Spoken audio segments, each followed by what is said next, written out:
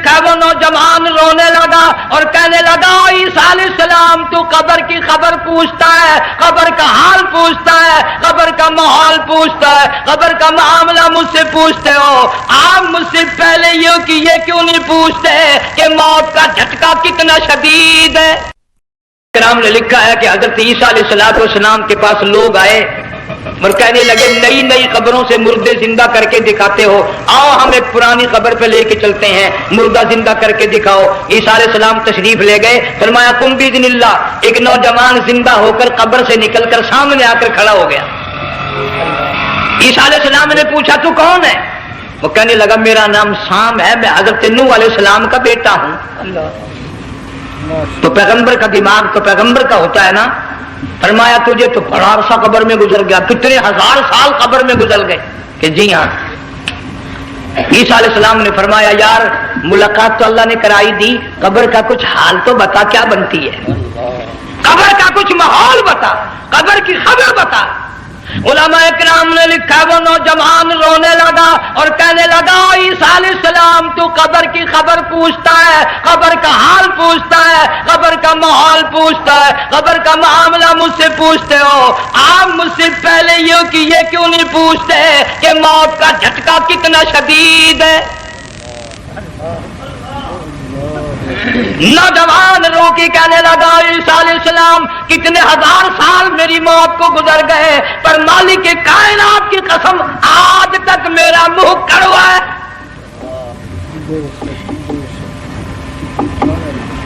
اس لیے جنگ والوں لمبی چوڑی بات کہنے کا وقت نہیں، حالات نہیں، میں تو تمہیں اتنا سا پیغام دینے آیا، کھانے پینے کا زمانہ ہے، میں جانتا ہوں تم کیلے کھاتے ہو، تمہیں کیلے کا ذائقہ معلوم ہے، امرود کا ذائقہ تم کو معلوم ہے، انار کا ذائقہ تمہیں معلوم ہے، انگور کا ذائقہ معلوم ہے، انناس کا ذائقہ معلوم ہے، آم کا ذائقہ معلوم ہے، ہزاروں پھلوں کے ذائقے تمہیں معلوم ہے، ہزاروں مٹھائیوں کے ذائقے تمہیں معلوم ہے، ہزاروں بیکری کی چیزوں کے ذائقے تمہیں معلوم ہے، ہزاروں شربتوں کے ذائقے معلوم ہے، پر تم نے جنگ والوں کبھی بھی قبرستان میں جا کر قبر والوں سے یہ نہیں پوچھا او قبر والوں ذرا بتاؤ تو صحیح موت کا ذائقہ کیسا ہے؟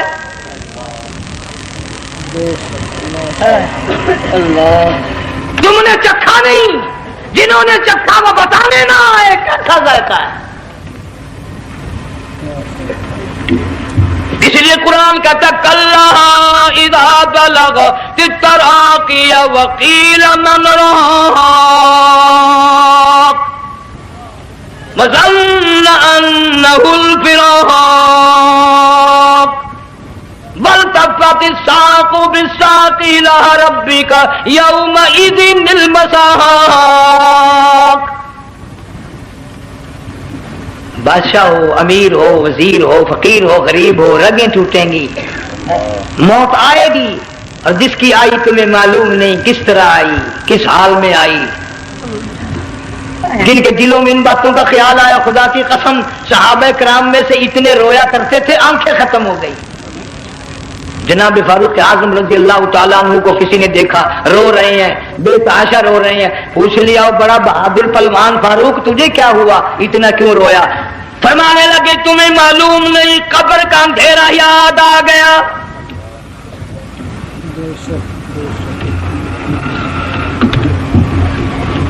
1,29,000 صحابہ کرام اس آخرت کے لیے قربانیاں دیتے آئے، اولاد کی قربانی دی، مال کی قربانی دی، جان کی قربانی دی، جو کرنا پڑا وہ کر گزرے، لیکن محمد عربی صلی اللہ علیہ وسلم کا دامن نہ چھوڑا۔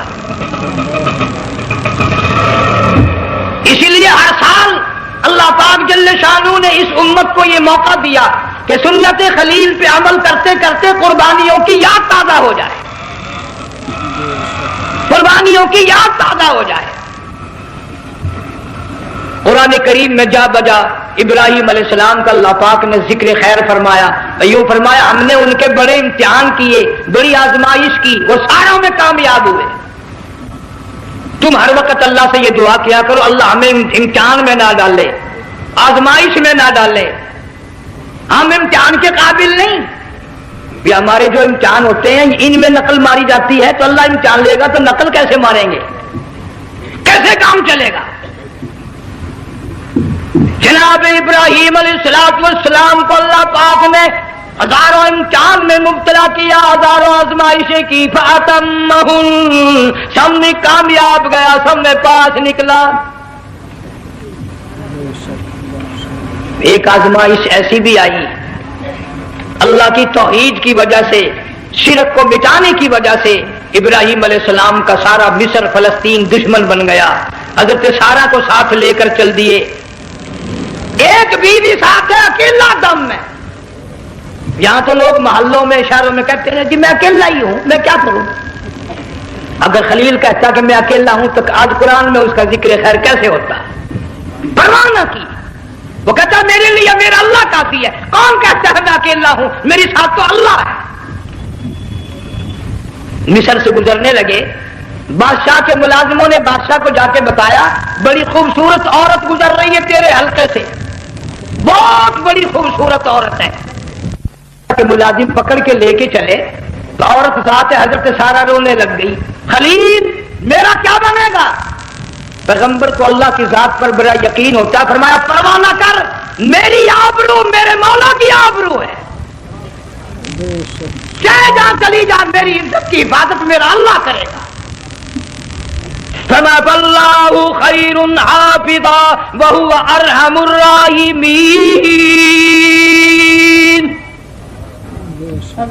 پرواہ نہ کر، میں اس کا پیغمبر ہوں، نبی ہوں، چیخا میں جلا اس کے لیے، سارے دکھ اٹھاتا ہوں اس کے لیے، میری عزت کی حفاظت وہی کرے گا۔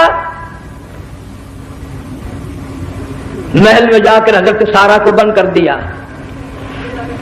بادشاہ نے بلوایا ہے عزت لوٹنے کے لیے، بادشاہ نے پکڑوا کر منگوایا ہے آبرو برباد کرنے کے لیے۔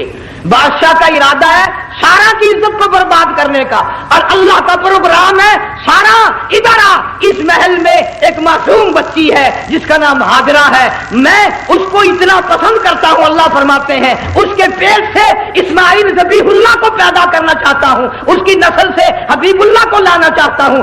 آج تک کسی کی انگلی اس کی طرف نہیں اٹھی، سارا محل میں آؤ، اس کو آ کر ساتھ لے جاؤ تاکہ میرے ذبیح اللہ کی پیدائش کا معاملہ بن جائے۔ بادشاہ کا ارادہ ہے آبرو برباد کرنے کا، اللہ کا ارادہ ہاجرہ کی آبرو بچانے کا۔ فرمایا وَيَمْكُرُونَ وَيَمْكُرُ اللَّهُ وَاللَّهُ خَيْرُ الْمَاكِرِينَ۔ اس نے بھی تدبیر بنائی، میں خدا نے بھی تدبیر بنائی۔ بادشاہ آیا حضرت سارہ کے قریب برائی کا ارادہ کر کے، مفسرین نے لکھا ہے حضرت سارہ نے فرمایا مجھے 2 رکعت نماز پڑھنے دے۔ یہاں سے پتہ چلا کوئی پاک دامن عورت، کوئی نیک بیٹی اگر گنڈوں میں بدماشوں میں پھنس جائے، عزت بچانے کا طریقہ یہ ہے وضو کر کے اللہ کے سامنے نیت تو مانگ، تیری عزت کے لیے وہ فرشتے بھیجے گا۔ علماء کرام نے لکھا ہے کہ ایک جہاز سمندر میں چل رہا ہے، طوفان آیا، جہاز تختہ تختہ ہو گیا، کچھ لوگ غرق ہو گئے، ڈوب گئے، کچھ تختوں پہ بہ کر کے چلنے لگے۔ ایک عورت گود میں بچہ ہے، ایک حبشی نوجوان دوسرے تختے پہ بہتا ہوا جاتا ہے، اس نے عورت اکیلی دیکھ کر اپنا تختہ چھوڑ دیا اور بدماشی کے ارادے سے عورت کے تختے پہ آ بیٹھا۔ تم جنگ والے سوچ رہے ہوگے کہ ڈوبتے وقت بھی باز نہ آئے، یہ سیلاب آتے ہیں لوگ بدماشیوں سے باز آئے؟ ڈوب گئے مگر باز نہ آئے، بغیرتی لوگ کرتے ہی رہے۔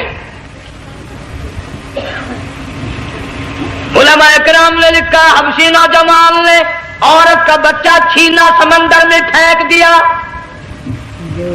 عورت روئی اور کہنے لگی میرے اللہ بیٹھی رہتی ہوں، عزت جاتی ہے، حرکت کرتی ہوں، ڈوب جاؤں گی۔ میں نے سنا ہے سمندر کی گہرائیوں سے تو نے یونس علیہ السلام کی سنی تھی، میں تو پانی کے اوپر بہ رہی ہوں، مولا میری آبرو بچا۔ میرا ایمان بچا، میری عزت بچا، تیرے سوا میری سننے والا کوئی نہیں، لا الہ الا انت سبحانک انی کنت من الظالمین۔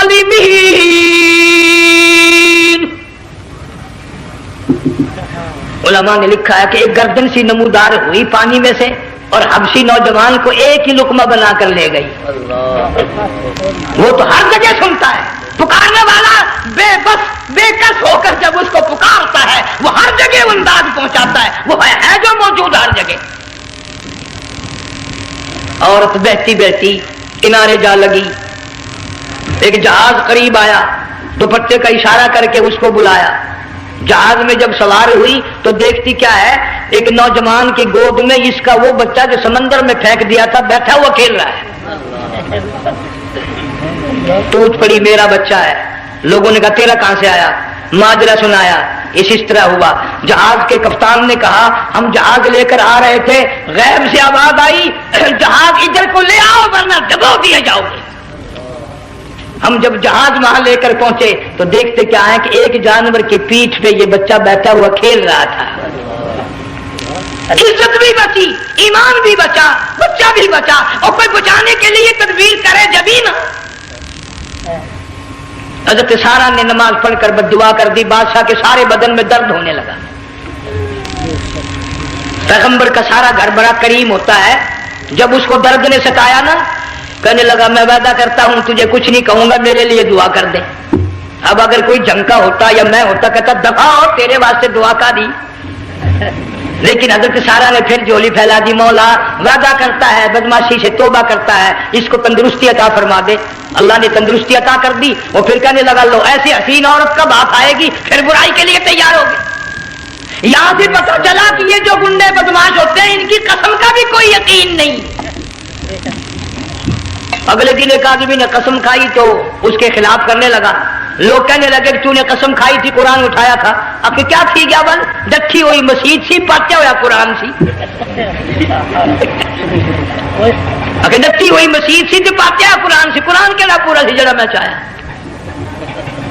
مگر اسے یہ معلوم نہیں کہ تو نے تو پاڑیا قرآن اٹھایا، ڈٹھی ہوئی مسجد میں اٹھایا، خدا کا جب غضب آئے گا تو وہ ادھورا نہیں آئے گا، وہ ادھورا نہیں آیا کرتا۔ 3 مرتبہ اس بادشاہ نے حضرت سارہ کے ساتھ ایسا کرنے کا ارادہ کیا، پھر دعا ہوئی، پھر بد دعا ہوئی، پھر دعا ہوئی، پھر بد دعا ہوئی۔ آخرکار کہنے لگا اپنے ملازموں کو کہ ہوئے بدماش ہو، عورت کے روپ میں کسی بلا کو پکڑ کے لائے ہو، کسی جن بھوت کو لے آئے ہو، اور کہنے لگا تو چلی میرے محل سے جلدی چلی جا، اور جاتی جاتی وہ کہا کہ یہ تیری خدمت کیا کرے گی، یہ بچی میرے محل میں ہے، اس کو ساتھ لے جا۔ حضرت سارہ کو ہاجرہ کو ساتھ کر دیا، سیانی ہو گئی، حضرت ابراہیم علیہ السلام سے نکاح کر دیا، اسماعیل علیہ السلام پیدا ہو گئے۔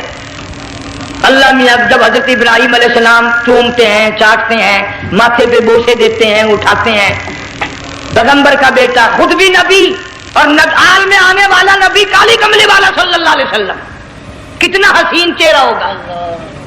اللہ میاں نے پھر آزما لیا، حکم دیا کہ اس ہاجرہ کو، اسماعیل کو، دونوں ماں بیٹوں کو وہاں چھوڑ کے آ جہاں سینکڑوں میل میں پانی کوئی نہیں، آدمی کوئی نہیں، رستہ کوئی نہیں، گھاس کوئی نہیں، پتا کوئی نہیں، جہاں بیت اللہ ہے یہاں کے بارے میں حکم دیا چھوڑ کے آ۔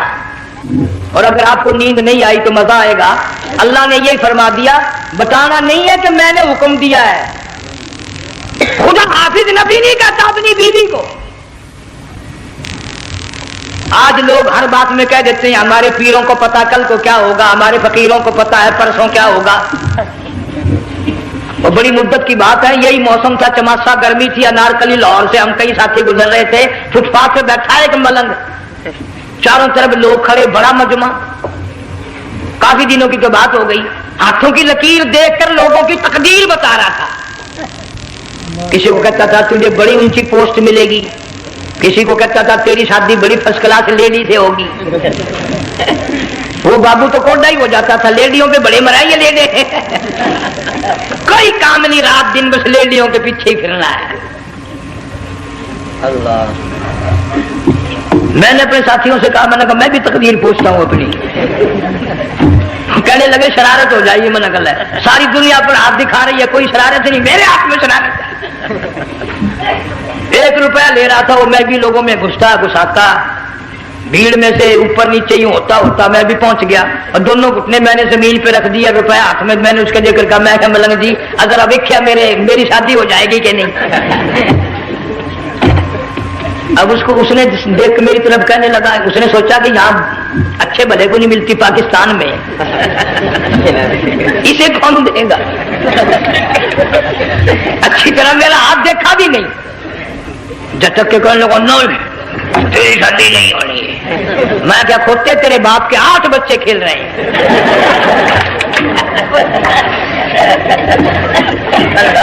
یوں ہی عقیدے بگڑ جاتے ہیں لوگ۔ ہمارے پیر کو پتا، فقیر کو پتا، کسی کو پتا نہیں ہے، کوئی نہیں جانتا۔ فرمایا وما تدری نفس ماذا تکسب غدا، کوئی نہیں جانتا کل کیا ہو جائے گا۔ وما تدری نفس بأي أرض تموت، کوئی نہیں جانتا زمین کے کس ٹکڑے پہ موت آئے گی۔ ان اللہ علیم خبیر، ایک اللہ کی ذات جانتی ہے۔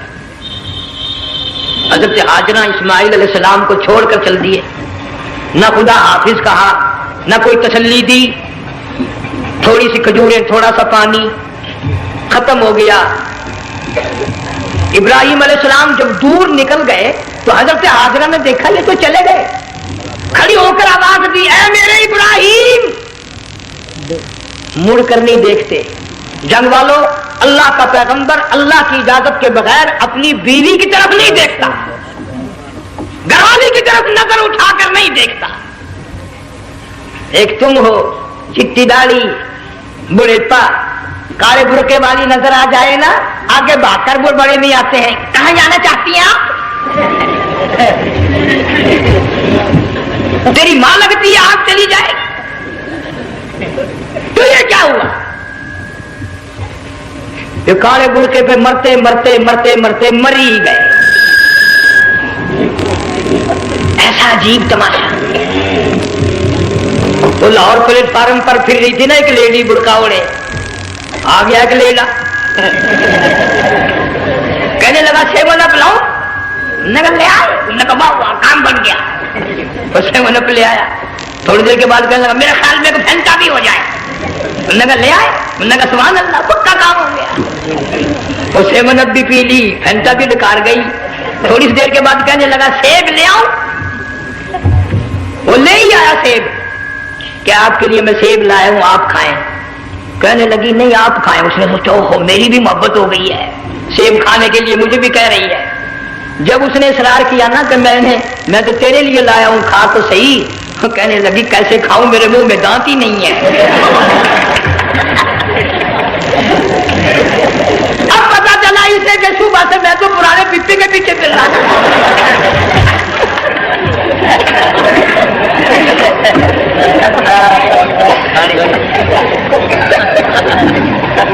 صرف برقع دیکھا چل دی۔ یہاں پیغمبر اپنی گھر والی کی طرف نہیں دیکھتا۔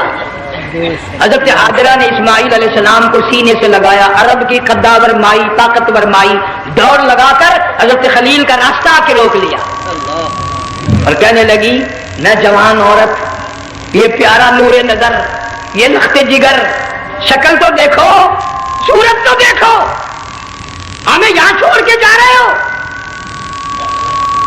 اللہ کا پیغمبر بولتا نہیں۔ پتہ چلا پیغمبر اللہ کی اجازت کے بغیر سانس نہیں لیتا، آنکھ کا اشارہ نہیں کرتا۔ حضرت ہاجرہ رونے لگ گئی، میرے خلیل، میرے ابراہیم، میرا قصور بتاؤ، میرا جرم بتاؤ، میری خطا بتاؤ، میرا گناہ بتاؤ، معافی چاہوں گی، معذرت کروں گی، اس بچے کا کیا گناہ ہے اس میدان میں چھوڑ کے چلے ہو؟ بولتے نہیں ہیں، اللہ کی طرف سے بولنے کی اجازت نہیں ہے۔ حضرت ہاجرہ نے خود ہی قیاس لگایا، سوچتی ہیں پیغمبر تو کسی پہ ظلم نہیں کرتا۔ وہ کہنے لگی خلیل کہیں اس رب کا حکم تو نہیں کہیں اس اللہ کا یوں حکم تو نہیں؟ جنگ کے لوگوں اگر خلیل ہاں کہہ دیتا تو کیا حرج تھا؟ ہاں نہیں کہتا، اجازت نہیں، تاکہ ہاجرہ کے یقین ایمان کا امتحان مکمل ہو۔ مفسرین نے لکھا ہے کہ حضرت ابراہیم علیہ السلام نے سر کا یوں اشارہ کیا، بس ذرا سا ہاں، پھر عورت کا ایمان دیکھ، یقین دیکھ، یہی نہ بیٹھی، دوڑ کے وہاں گئی ہے جہاں پہلے بٹھا کر آئے تھے، اور کہنے لگی ابراہیم جاؤ، میں جانوں میرا رب جانے، پرواہ نہیں۔ راتیں آتی ہیں چلی جاتی ہیں، دن آتے ہیں گزر جاتے ہیں، تھوڑی سی کھجوریں تھی وہ ختم ہو گئی، پانی ختم ہو گیا، بھوک اور پیاس نے بے چین کر دیا، اسماعیل علیہ السلام کی اتنی لمبی زبان باہر نکلا، اللہ، دو پتھر کھڑے کر کے اوپر ایک پتھر رکھ کر چھاؤں بنائی، اس کے نیچے لٹا دیا، اور پھر چکر لگایا، کبھی صفا پہاڑی پہ چڑھتی ہے، کبھی مروہ پہاڑی پہ چڑھتی ہے، کبھی اترتی ہے، اور ڈھلوان میں سے بھاگ کر چلتی ہے جب اپنا بچہ نظر نہیں آتا۔ سارے کہہ دو اللہ بڑا بے نیاز ہے، اللہ بڑا، زور سے کہو اللہ بڑا۔ کسی کے 500 سال کے سجدے رد، کسی کی ہزاروں سخاوت صدقات رد، کسی کی چال منظور، کسی کی رفتار منظور، کسی کی توڑ منظور، اور یوں فرمایا ہاجرہ میری رحمت کی تلاش میں آج جو تو نے دوڑ لگائی ہے، یہ تیری چال ڈھال رفتار توڑ ہمیں اتنی پسند آ گئی، اتنی پسند آ گئی کہ آج کے بعد خلیل اللہ کیوں نہ ہو، ذبیح اللہ کیوں نہ ہو، کلیم اللہ کیوں نہ ہو، روح اللہ کیوں نہ ہو، حبیب اللہ کیوں نہ ہو، صحابہ کرام کیوں نہ ہو، قطب ابدال غوث کیوں نہ ہو، میری ہاجرہ مجھے اپنی کبریائی کی قسم جب تک وہ تیری چال چل کے نہ دکھائے گی حاجی کا لانے کا حقدار نہیں ہو سکتا، تیری رفتار اسے چلنی پڑے گی۔ فرمایا ان الصفا والمروہ من شعائر اللہ فمن حج البیت او اعتمر فلا جناح علیہ ان یطوف بہما ومن تطوع خیرا فإن اللہ شاکر علیم۔ ساتویں چکر میں آواز سی آئی، اب رو پڑی حضرت ہاجرہ، کہنے لگی میرا بچہ اگر چل بسا میں پھر کیا کروں گی؟ سن لی میں نے آواز۔ آپ کیا دیکھتی ہے؟ اسماعیل علیہ السلام کی نرم و نازک ایڑیاں جس زمین پہ رگڑی گئی تھی وہاں سے چشمہ جاری کر دیا، حضرت ہاجرہ نے پی لیا، بھوک بھی ختم ہو گئی، پیاس بھی ختم ہو گئی، بچے کو بھی پلایا۔ اللہ تعالیٰ نے خانہ کعبہ کی بنیاد ڈال دی، ایسے گھر کی بنیاد ڈالی، حضور صلی اللہ علیہ وسلم فرماتے ہیں 500 سال کی عبادت ایک طرف اور بیت اللہ پہ ایک نگاہ یوں ڈالنا ایک طرف، 500 سال کی عبادت کا وہ ثواب نہیں جو ایک نظر خانہ کعبہ پہ ڈالنے کا ثواب ہے۔ اور اللہ پاک یوں فرماتے ہیں کہ جو آنے والا حجر اسود کو بوسہ دیتا ہے، اللہ پاک یوں فرماتے ہیں میں سمجھتا ہوں میرا سجدہ ہاتھ پکڑ کر میرے بندے نے چوم لیا۔ جو غلاف کعبہ کو پکڑ کر مانگتا ہے، اللہ فرماتے ہیں میں یہ سمجھتا ہوں میرا دامن پکڑ کے مانگ لیا۔ جو مقام ملتزم پہ لپٹ کے مانگتا ہے، اللہ فرماتے ہیں میں سمجھتا ہوں میری چوکھٹ پہ پڑھ کے مانگ لیا۔ اور فرمایا لوگوں یہ جو آنے والے آئے ہیں یہ رشتہ داروں کے مہمان نہیں، عزیزوں کے مہمان نہیں، دوستوں کے مہمان نہیں، میں خدا میزبان ہوں، یہ میرے مہمان ہیں۔ آج ان کی دعاؤں پہ آمین کہو، فرشتوں کو حکم ہوتا ہے ان سے مسافہ کرو، مگر اللہ تعالیٰ سب کو توفیق دے کہ حج مکمل کر کے آئیں اور سب کا حج قبول فرمائے۔ میرے علاقے میں کئی سالوں کی بات ہے پرانی، جب کوئی حاجی تھا، ایک آدمی حج کر کے آیا، میں دوپہر کو اس کو ملنے گیا تو زور کی نماز کا وقت آیا، میں اٹھ کے چلا گیا نماز پڑھنے، پھر عصر کی نماز کا وقت آیا، میں اٹھا اور نماز پڑھ کے آ گیا۔ میں نے اس حاجی کے لڑکے سے پوچھا، میں نے کہا حاجی صاحب نے نماز یہیں پڑھی؟ تو کہنے لگا جی ابھی شروع نہیں کی، سفر کے تھکے ہوئے ہیں نا، 2-4 دن کے بعد شروع کریں گے۔ شکر ہے پہلے لوگ جھوٹ نہیں بولنا کرتے تھے، ہاں آج کل کا ہوتا نا تو وہ کہہ دیتا ہے جی یہ تو کئی وقت کی کچھی پڑھ کر بیٹھے ہیں۔ تو پھر مولوی تھا نا، میں بیٹھ گیا حاجی کے پاس، باتوں باتوں میں اس کو لے آیا، یہی میں نے کہا حاجی صاحب نماز نہیں پڑھی؟ کہنے لگا آپ ہی لوگوں سے سنا ہے کہ بیت اللہ میں جو ایک نماز پڑھے 1,00,000 کا ثواب ملتا ہے، مسجد نبی میں جو ایک نماز پڑھے 50,000 کا ثواب ملتا ہے، 4 مہینے پڑھ کے آیا، وہ حساب لگا لو۔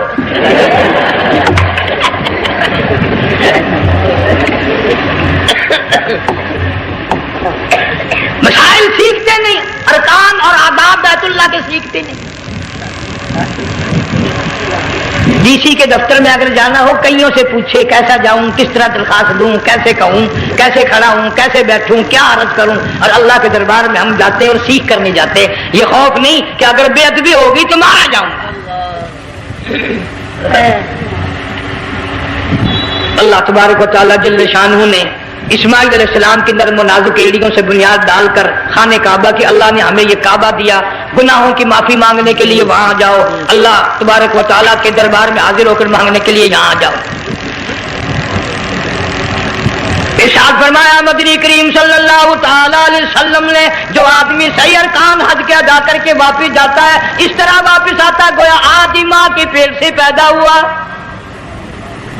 پہلے لوگ یوں ہی حج کیا کرتے تھے، یوں ہی قربانیاں کرتے تھے، اب تو ہر چیز کی لوگ آسانی تلاش کرتے ہیں۔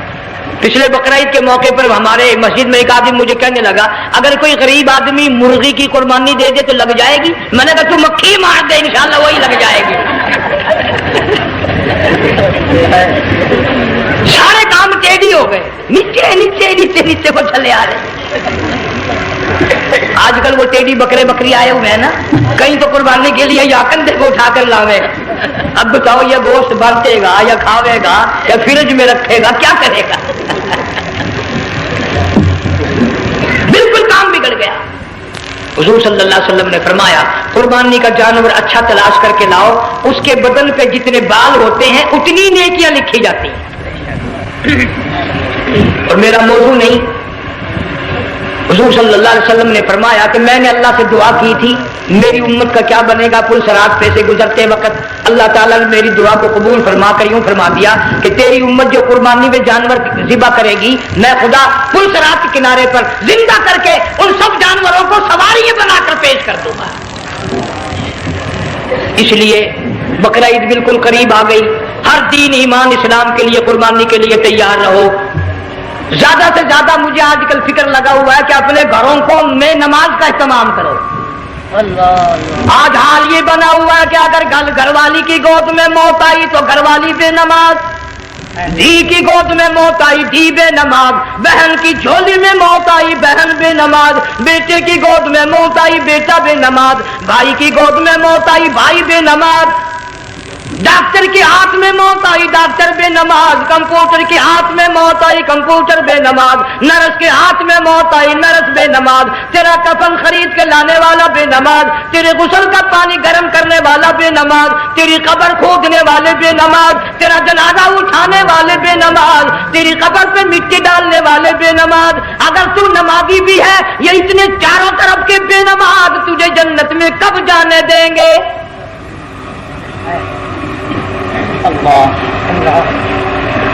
اس بچی کا فکر کیوں نہیں کرتا؟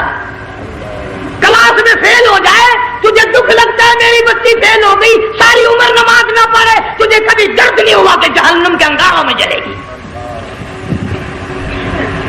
بیوی ایک دن تیرا کہنا نہ مانے آگ لگ جاتی ہے، ساری عمر نماز نہ پڑھے بے ایمان تجھے کبھی آگ نہیں لگی۔ اس گھر سے تیرا جنازہ نکلے گا، اس گھر سے تیری میت اٹھے گی جس گھر میں تو نے سارے بے نماز پیدا کر رکھے ہیں، سارے بے نماز اکٹھے کر رکھے ہیں، کس طرح ایمان کلمہ ساتھ لے کر جائے گا؟ اس لیے اپنے ماحول میں اپنے گھر میں بچیوں کو بہنوں کو پیار سے محبت سے بڑے عقیدت سے ان کو نمازی بنا، تاکہ مرنے کے بعد جب تیرا جو بیٹی بہن منہ دیکھنے آئے تو نمازی تو تیرا منہ دیکھنے آئے، تیرا منہ دیکھنے بھی سارے بے نمازی آئے، تجھے کیا فائدہ ہوگا؟ اللہ سبحانہ و تعالی ہم سب کو ہمارے گھر کے ماحول کو نمازی بنائے۔ مفتی صاحب اس دنیا فانی سے رخصت ہو گئے، تشریف لے گئے، جنگ سارا بے وارثہ ہو گیا۔ مفتی صاحب ہی کا مدرسہ ہے، یہ مفتی صاحب ہی کے بچے ہیں، ان بچوں کی سرپرستی کرو، ان کا اکرام کرو، ان کی عزت کرو، جامعہ حلیمیہ کی خدمت کرو۔ بقرعید کا موقع آ رہا ہے، وہ تو نہ جانے کس کس طریقے سے اپنا کام چلاتے تھے، ہزاروں لوگوں سے ان کے تعلقات تھے، یہ بچے ہیں نیا کام ہے۔ اللہ سبحانہ و تعالیٰ ہر خدمت گزار کو جو جہان میں سرخروئی عطا فرمائے۔ بڑی اچھی اچھی کیسٹیں آپ کو یہاں سامنے سے ملیں گی اپنے گھر کا ماحول بنانے کے لیے۔ پیغمبر کی دعا سے پہلے نہ اٹھا کرو بھائی، ہائے ہائے کوئی دنیا کا دین کا جس کو کوئی اللہ سے حاجت ہو بیٹھ جائے ایک منٹ کے لیے، درود شریف پڑھ کے دعا مانگو. اللہم صلی وسلم وبارک علی سیدنا و مولانا محمد وعلی آل سیدنا و مولانا محمد وبارک وسلم. یا اللہ قبلہ مفتی صاحب رحمہ اللہ کی قبر کو جنت کا باغ بنا. اللہ تعالیٰ ان کے گھر والوں کو صبر جمیل کی توفیق عطا فرما. اللہ پاک ان کی آل اولاد کو مفتی صاحب کا جانشین صحیح معنوں میں جانشین بنا. اس مدرسے کو آباد فرما. اللہ تعالیٰ سارے جھم کی سرپرستی فرما. سارے شہر کو آباد فرما. ہر شر سے ہر فتنے سے سب کی حفاظت فرما. یا اللہ ہم سب کو سچا مسلمان پکا دیندار بنا. ہمیں اور ہماری اولاد کو نیک اور نمازی بنا. یا اللہ ہمارے گھروں کو نماز اور قرآن سے آباد فرما. کلمے اور ایمان والی موت عطا فرما. صوفی مولانا محمد یار صاحب رحمہ اللہ کی قبر کو جنت کا باغ بنا. یا اللہ تمام مسلمانوں کی بخشش فرما. ساری امت کی مغفرت فرما. ساری مخلوق پہ کرم اور فضل فرما. یا اللہ سارے پاکستان کی حفاظت فرما. پاکستان کے داخلی خارجی دشمنوں کو ذلیل و خوار کر دے. یا اللہ ہم سب کو یقین ایمان اپنے اندر پیدا کرنے کی توفیق عطا فرما. ظالم کے ظلم سے بچا. شریر کی شرارت سے بچا. مولا حاسدوں کے حسد سے بچا. فتنہ پردازوں سے ہم سب کی حفاظت فرما. بے اولاد کو اولاد عطا فرما. جن کے پاس بچیاں ہیں اللہ تعالیٰ نگینہ اولاد عطا فرما. اور میں تو کافی دنوں کے بعد آیا ہوں. پرانے دوستوں میں سے تھے قاری غلام محمد صاحب سب کا رحمت اللہ علیہ. اللہ تعالیٰ ان کی قبر کو جنت کا باغ بنا. سب کو جوار رحمت میں جگہ عطا فرما. ہمارے بڑے بزرگ قبلہ درخواستی صاحب مدذل یا اور جتنے بھی بیمار ہیں اللہ پاک سے کاملہ عطا فرما. مجھے بھی پھر غلام حبیب صاحب اللہ تعالیٰ ان کو بھی صحت کاملہ عطا فرما. اور میں گناہ گار بھی اب تو سارا سال گزر گیا اکثر بیماری رہتا ہوں. اللہ تعالیٰ صحت کاملہ عطا فرما. موت آئے تو کلمے اور ایمان والی موت عطا فرما. یا اللہ دو جہان کی سعادت عطا فرما. دو جہان کی ذلت اور رسوائی سے ہم سب کی حفاظت فرما. سب کے کاروبار میں روزی رزق میں خیر و برکت عطا فرما. جس کے ذمہ قرضہ ہو ادا کرنے کی صورتیں پیدا فرما. ہر پریشان حال کی پریشانی کو دور فرما. مشکلوں کو آسان فرما. تلخیوں کو راحتوں سے تبدیل فرما. یا اللہ مفتی صاحب کے بچوں کو صحیح معنوں میں مفتی صاحب کا جانشین بنا. جامعہ حلیمیہ کو قیامت تک کے لیے قرآن سنت کا مرکز بنا. ربنا تقبل منا انک انت السمیع. افغانستان کے مجاہدین کو ہمیشہ کے لیے کامیاب فرما. جتنے لاکھوں طالب علم اللہ والے شہید ہو گئے سب کے درجوں کو بلند فرما. افغانستان کے سارے مجاہدین کو اللہ تعالیٰ کامیاب فرما. روسی امریکی یہودی. اور ہم نے آج تک شکر ادا نہیں کیا کہ اللہ تعالیٰ کا ہم پر کتنا بڑا کرم ہوا کہ اس نے ہمیں انسان بنایا. کیونکہ دوستو اللہ میاں اس پہ قادر تھا کہ نہیں ہمیں گدھے بنا دیتا ہے. یہ ساری ریڑیاں ہم کو گھسیٹنی پڑتی اور ڈنڈے کھاتے وہ الگ. کتا بنا دیتا تو ہم اس کا کیا بگاڑ لیتے. خنزیر بنا دیتا تو ہم اس کا کیا بگاڑ لیتے. اس نے انسان بنایا. اور پھر اس سے بڑا کرم یہ کیا کہ ہم کو مسلمان بنایا. اگر ہم سکھ کے گھر میں پیدا ہو جاتے تو نہ کلمہ ملتا نہ ایمان ملتا نہ قرآن ملتا نہ محمد مصطفیٰ صلی اللہ علیہ وسلم ملتے. چوڑے چماروں کے گھر میں پیدا کر دیتا. یہودیوں عیسائیوں کے گھر میں پیدا کر دیتا تو ہم لوگ مسلمان نہیں بن سکتے تھے. کافر بن کے مرتے. اور اس سے بڑا کرم یہ فرمایا کہ اس نے ہمیں مدنی کریم صلی اللہ علیہ وسلم کا امتی بنایا. اگر وہ چاہتا تو نوح علیہ السلام کا امتی بنا دیتا. موسیٰ علیہ السلام کا امتی بنا دیتا. اور کسی پیغمبر کا امتی بنا سکتا تھا. حضرت شاہ ولی اللہ محدث دہلوی سب قید رحمت اللہ علیہ فضائل امت محمدیہ صلی اللہ علیہ وسلم پر لکھتے ہیں کہ دیکھو حضور اکرم صلی اللہ علیہ وسلم کی شان سب سے بڑی, عظمت سب سے اونچی, ایک خدا کی خدائی کے بعد ساری کائنات میں سب سے افضل ترین حضرت محمد کریم صلی اللہ علیہ وسلم کی ذات ہے. مرتبہ اتنا بڑا اور لائے ہیں 1,24,000 انبیاء کرام کے بعد سب سے اخیر میں لائے. تو حضرت شاہ صاحب لکھتے ہیں کہ اس میں نقطہ یہ ہے امت کا بھلا اللہ پاک نے سوچا. آپ لوگوں سے پوچھتا ہوں نوح علیہ السلام کی امت قبروں میں ہے, موسیٰ علیہ السلام کی امت زمین میں ہے کہ نہیں, داؤد علیہ السلام کی امت قبروں میں پڑی ہے کہ نہیں. اللہ میاں نے اس لیے حضور اکرم صلی اللہ علیہ وسلم کو اخیر میں لائے تاکہ سرکار مدینہ صلی اللہ علیہ وسلم کی امت کو قبر میں گناہگاروں کو بھی زیادہ عرصہ عذاب نہ بھگتنا پڑے. نعرہ تکبیر، شان رسالت. لاکھوں برس گزر گئے نوح علیہ السلام کی امت کو عذاب بھگتتے، فرمایا اخیر میں لاؤ تاکہ گناہگار کا بھی بھلا. اور پھر قیامت میں جب حساب و کتاب شروع ہو تو ترتیب تو یوں ہونی چاہیے نا کہ پہلے آدم علیہ السلام کی امت کا حساب و کتاب ہو، پھر نوح علیہ السلام کا، پھر موسیٰ علیہ السلام. اس طرح سے ترتیب وار ایک ایک نبی اور ایک ایک پیغمبر کی امت کا حساب و کتاب ہونا چاہیے. مگر یہاں یہ ہے کہ حساب و کتاب سرکار مدینہ صلی اللہ علیہ وسلم کی امت سے شروع ہوگا، اس لیے کہ قیامت کے خوفناک منظر میں، تباہ کن گھڑیوں میں، ہوش ربو حالات میں حضور کی امت کو کھڑے ہو کر انتظار نہ کرنا پڑے.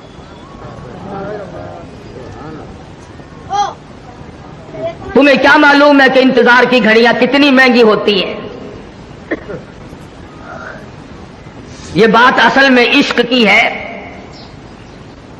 جس کو انتظار کرنا پڑے اسے پتا چلتا ہے کہ ایک ایک گھڑی 100 برس کی بن جاتی ہے.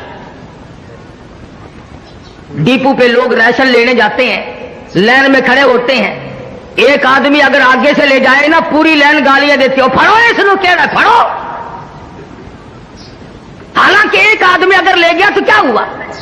اسٹیشن پہ ٹکٹوں کی لائن لگتی ہے، اگر ایک آدمی آگے سے گھس جائے سارے شور مچاتے ہیں تاکہ اتنی دیر انتظار نہ کرنا پڑے کہ ایک آدمی ٹکٹ لے یا راشن لے. تو قیامت کا حساب و کتاب اللہ پاک نے امت کی بھلائی کے لیے سب سے پہلے شروع فرمایا تاکہ حضور کی امت کو کھڑے ہو کر انتظار نہ کرنا پڑے. اب بھی اگر ہماری سمجھ میں بات نہ آئے تو پھر کسی کا کیا قصور ہے؟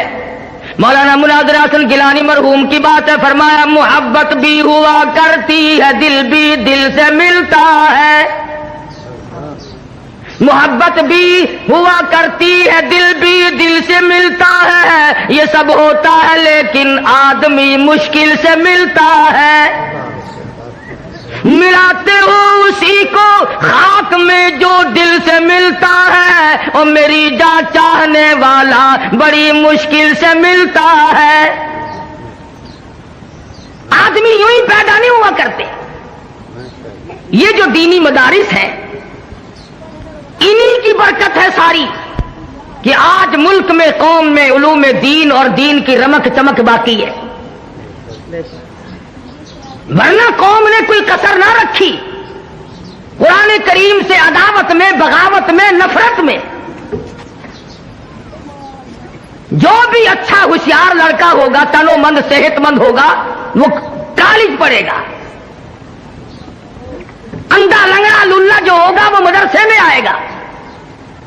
جس کی لات ماری جائے اس کا باپ مدرسے میں لے کے آتا ہے، مولوی صاحب، قاری صاحب، اس کی والدہ کو بڑا شوق ہے قرآن پڑھانے کا، 4 بچے ہیں، ہمارا ارادہ یہ ہے کہ اس کو تو قرآن کا حافظ ہی بنانا ہے. ارے بنانا تیری ماں کا بس ہے، اس کو تو وہ انگریز لیتا ہی نہیں. اندھے کانے لنگڑے للے قرآن کے لیے اور ساری آل اولاد انگریز کے لیے. اور پھر دکانوں میں، بیٹھکوں میں، ہوٹلوں میں، کھیتوں پہ، گاڑیوں میں، موٹروں میں ایک بیٹھ کر کے عموماً بکواس کی عادت ہو گئی. اور مولویوں نے بیڑا گرک کر دیا. یہ ہوائی جہاز اغوا کر کے جو لے گئے تھے یہ مولانا تھے؟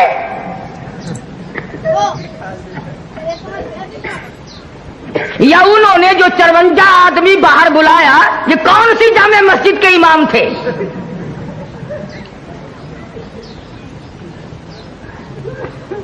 ذمہ داری سے کہتا ہوں، دیوبندی، بریلوی، اہل حدیث، تینوں مکتب فکر کے علماء کی طرف سے ذمہ داری سے کہتا ہوں، 14 اگست سن 47 سے لے کر، سمجھنا، 14 اگست سن 47 سے لے کر آج 16 اپریل سن 81 تک کا ذمہ وار ہوں کہ آج تک کسی مکتب فکر کے عالم نے ملک کے خلاف غداری نہیں کی.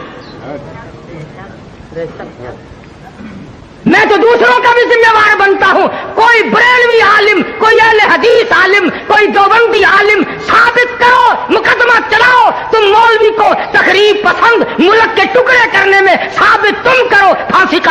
لگا دینا.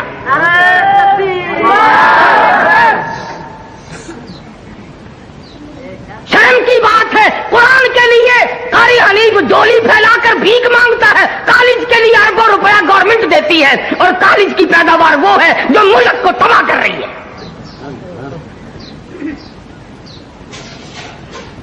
16 سال تیرا بچہ کالج میں پڑھتا ہے مگر تیرا جنازہ پڑھانے کے قابل نہیں بنتا. وہ تو ساڈے متھے لگے ہویا, پیدا ہویا تو بانگ آسی دیتی, تیری ماں دا نکاح آسی پایا, تیرا پیو مرے گا جنازہ آسی پڑھا, ساڈے کولوں نس کے جاوے گا کتے؟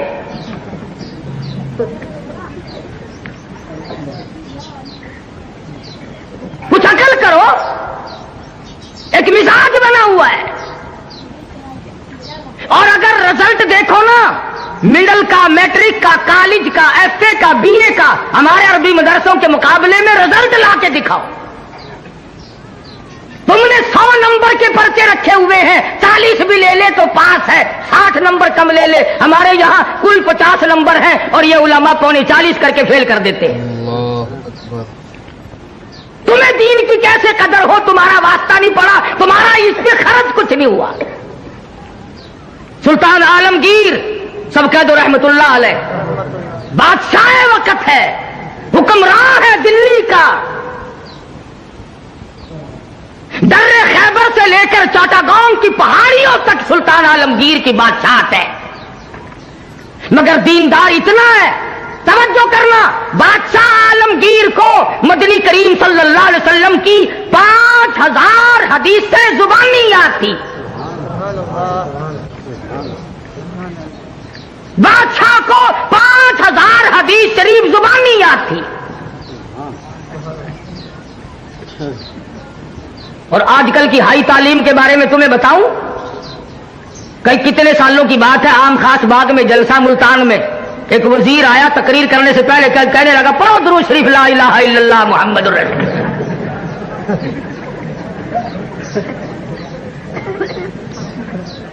تعلیم بہت ہو گئی ہے.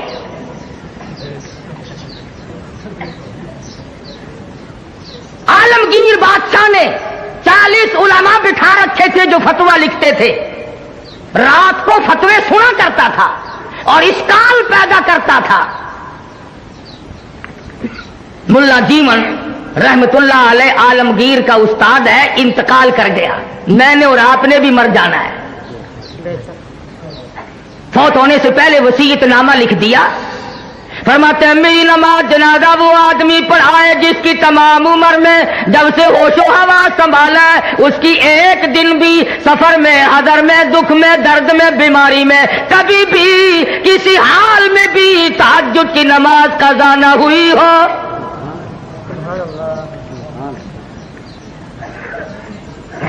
دلی کی جامع مسجد کے سامنے جنازہ رکھا ہے, سارا دن بیت گیا. علماء موجود ہیں, محدثین موجود ہیں, مفتی موجود تھے, قاری موجود تھے, قاضی موجود تھے, مگر کوئی جنازہ پڑھانے کی جرت نہیں کرتا. کبھی نہ کبھی دکھ میں, درد میں, شادی میں, غمی میں تہجد کی نماز چلی جاتی ہے, کوئی جرت نہیں کرتا. عصر کا وقت ہوا, بادشاہ عالمگیر استاد محترم کے جنازے کے قریب پہنچا اور منہ سے کپڑا اٹھا کے کہنے لگا, او اللہ والے تجھے کیا ملا, دنیا سے جاتے جاتے میرا راز کھول گئے.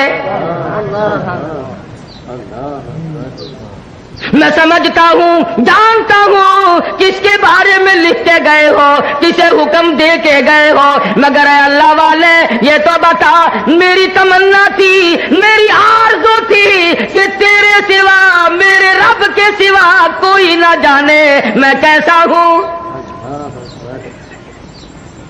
والذین یبیتون لربہم سجدا وقیاما, وہ لوگ کتنے کامیاب ہیں جن کی راتیں سجدوں اور قیام میں بیت جاتی ہیں.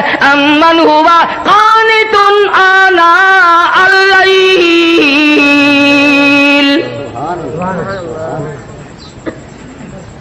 عالمگیر بادشاہ کھڑا ہو کے رو رہا ہے, اور کہنے لگا اللہ والے تجھے کیا ملا؟ دنیا میں میرا راز کھول دیا، اب میں بڑا مشکل میں ہوں، اگر میں اپنا راز بچاتا ہوں تیرا جنازہ پڑھانے والا کوئی نہیں، تیرا جنازہ پڑھاتا ہوں تو میرا راز نہیں بچتا۔ اللہ والے میں مصیبت میں آ گیا ہوں، میری تو بڑی تمنا تھی میرے رب کے سوا کوئی نہ جانتا میں کیسا ہوں۔ اب میں اور کیا کر سکتا ہوں، میرا اللہ مالک ہے۔ کھڑے ہو کر کے فرمانے لگے او لوگوں صفے درست کرو، میں فقیر جناب اولاد قرآن نہیں پڑھتی، ملکوں کی اولاد قرآن نہیں پڑھتی، ملکوں کی اولاد قرآن نہیں پڑھتی، خانوں کی اولاد نہیں پڑھتی، تھانے دار کی اولاد قرآن نہیں پڑھتی، اے سی کی اولاد قرآن نہیں پڑھتی، تحصیلدار کی اولاد قرآن نہیں پڑھتی، اس لیے کہ اس کو کوئی مقدس کتاب نہیں مانتا۔ ساری عمر میں چودھری نے کبھی بنگلے میں، کوٹھی میں، مکان میں، دکان میں قرآن کو داخل نہیں ہونے دیا۔ ہر چیز مکان میں آئے گی، دنیا دار آئیں گے، چھوٹے بڑے امیر و غریب بنگلے میں ڈیرے میں آئیں گے جائیں گے، مگر اللہ کے قرآن کے لیے داخلہ بند ہے۔ جب تک چودھری مرے گا نہیں قرآن کا داخلہ بند، جب تک شیخ مرے گا نہیں قرآن کریم کا داخلہ بند، جب تک ملک اور خان مرے گا نہیں اس وقت تک قرآن کریم کا داخلہ بند، جب مر جائے فوراً داخلہ کھلتا ہے۔ اس مسجد کے مولوی کو بھی بلا کے لاؤ، اس مسجد کے مولوی کو بھی بلا کے لاؤ، ادھر کے طالب علم بھی بلاؤ، ادھر کے طالب علم بھی بلاؤ، چاروں طرف بیٹھے ہیں، قرآن مجید کی تلاوت ہو رہی ہے، مرنے والے کا بیٹا بیچ میں کھڑا ہوتا ہے اور کہتا ہے مولانا او قاری صاحب آج تو اتنا قرآن پڑھو، آج تو اتنا قرآن پڑھو، آج تو اتنا قرآن پڑھو، میرے ابا مرحوم کو بہشت میں ٹھوک کے جانا۔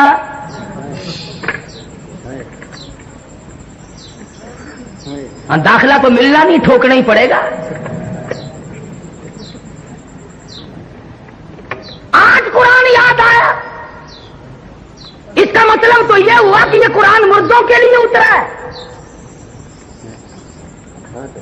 موٹر کار زندوں کے لیے، ہوائی جہاز زندوں کے لیے، ریل گاڑی، ہوائی تمام سواریاں، تمام سبزی ترکاری، پھل فروٹ، عورت مرد کے لیے، مرد عورت کے لیے زندہ چاہیے۔ اور لوگوں انصاف کرو، ہر چیز زندوں کے لیے، خدا کا قرآن مردوں کے لیے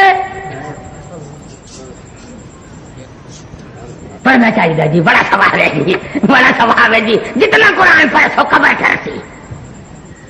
عقل نہیں رہتی آدمی میں بات کرنے کی، اب یہی وجہ ہے نا عقل سکھانے نہیں رہی۔ جو کہ یہ جو مولوی ہے نا، مولویوں نے بیڑا گرک کر دیا۔ کیسے بیڑا گرک کر دیا مولویوں نے؟ ہم نے کیا اپنا کیا، تمہارا تو نہیں کیا۔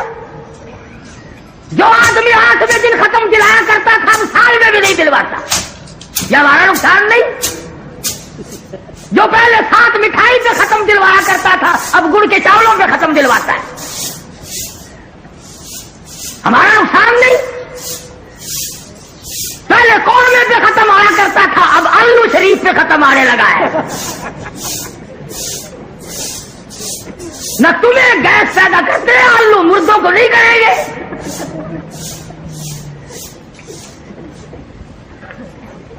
یہ ساری کی ساری باتیں بے عقل پن کا آدمی کرتا ہے، جب عقل سلیم نہیں رہتی اس وقت یہ بات کرتا ہے۔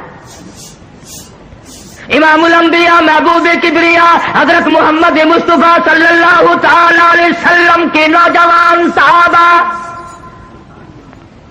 مرد تھے یا عورتیں تھیں، بوڑھے تھے یا جوان تھے، امیر تھے غریب تھے، تمام کے تمام نے کمال کر دیا۔ اور خود خدا کہتا ہے اولئک کتب فی قلوبہم الایمان،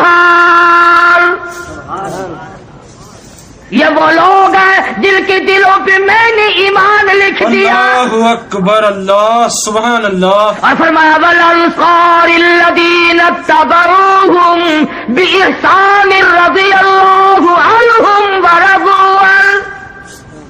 یہ مہاجرین، یہ انصار، یہ ابو بکر، یہ فاروق، یہ عثمان ذی النورین، یہ علی مرتضیٰ، یہ تمام کے تمام صحابہ کرام، اللہ فرماتے ہیں ان کی بات نہ کرو، اپنی کرو، میرا فیصلہ سن لو. رضی اللہ عنہم ورضوا عنہ. تم سے راضی یہ میں بھونکنے والے کون ہو؟ تم کون ہو؟ تمہیں کیا مطلب ہے؟ ان کا دیکھو نا، میں صدیق اکبر نے خلافت پہ قبضہ کر لیا، پھر تو اور تیرے باپ دادا اس وقت کیوں نہیں بولے؟ اس وقت کیوں نہیں بولے؟ اگر دم تھا، اگر خم تھا، جرأت تھی، اس وقت کیوں نہیں بولے؟ 1400 سال کے بعد مسائل یاد آئے ہیں.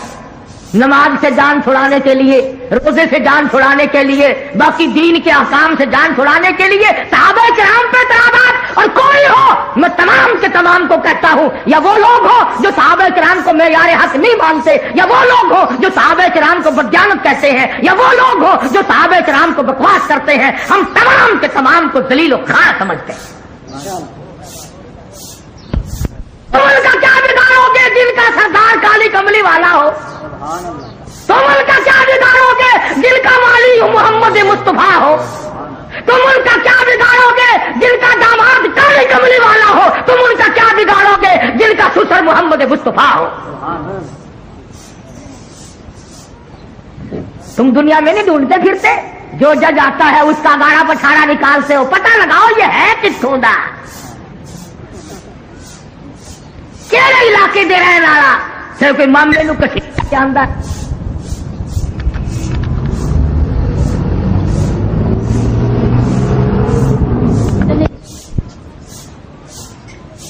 ارشاد فرمایا لوگوں، میں نے تمام لوگوں کے احسانات کا بدلہ چکا دیا، پر ابو بکر کے احسان کا بدلہ خدا دے گا.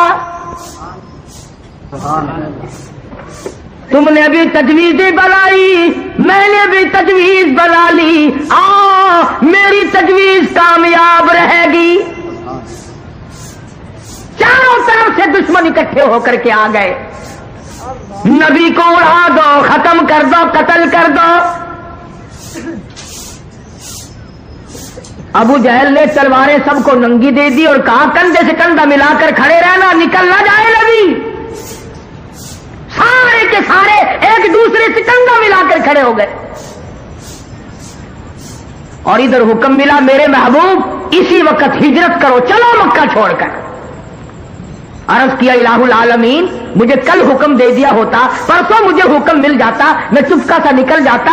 آج تو یہ چاروں طرف کھڑے ہیں، میں کیسے نکلوں گا؟ آواز آئی کالی کملی والے، اگر میں کل لے جاتا، پرسوں لے جاتا، چوتھ لے جاتا، یہ بگلے بجاتے اور یہ کہتے ہمیں پتہ نہ چلا، ورنہ یوں کر دیتے، یوں کر دیتے. میرے محبوب مزہ تو آ جائے گا، تلواریں ننگی ہو، یہ کندھے سے کندھا ملا کر کھڑے ہو، اور میں اپنے محبوب کو اگر بچا کر نہ لے جا سکوں تو میری خدائی کیا ہوئی؟ نعرہ تکبیر، آج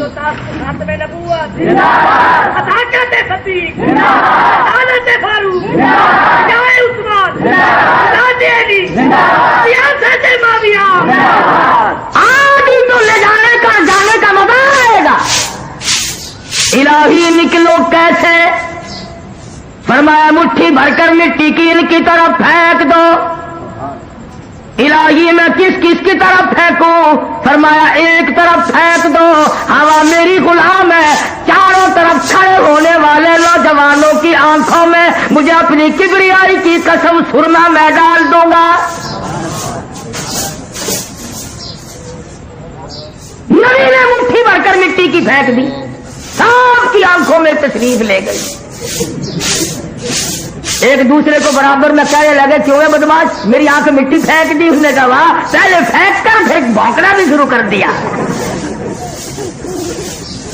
تلواریں تو دی پھینک، اور لگ گئے ایک دوسرے کی مالش کرنے. ابو جہل جو آیا آ کے کیا دیکھتا ہے, حجرے کے چاروں طرف ماتم ہو رہا ہے. کہنے لگا بھلے لوگوں یہ کیا شروع کیا تم نے, یہ کبڈی کیسی ہو رہی ہے. اندر کا بھی پتہ کیا. ادھر کالی کملی والے صلی اللہ علیہ وسلم نے اللہ میاں کی حضور میں عرض کر دیا, میں چلتا تو ہوں, جاتا تو ہوں, ہجرت ضرور کروں گا, تیرے اذن اور امر کے بغیر تو میں جی نہیں سکتا, پر اے پروردگار میں نبی ہوں, امام الانبیاء ہوں, مکے والوں کی امانتیں میرے پاس ہے, سونے چاندی کی زیورات میرے پاس ہے, ابو جہل کی لڑکی کی بالیاں چھلے میرے پاس ہے, اس وقت امانت واپس کیسے کروں, اور اگر امانت رہ گئی نبوت کے دامن پہ داغ آ جائے گا.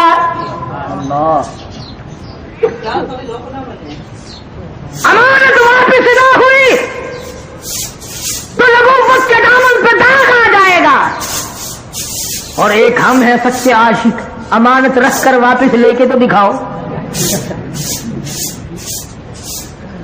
ہم دیوانے ہیں, ہم پروانے ہیں, کوئی امانت رکھ کر لے کے تو دکھائے.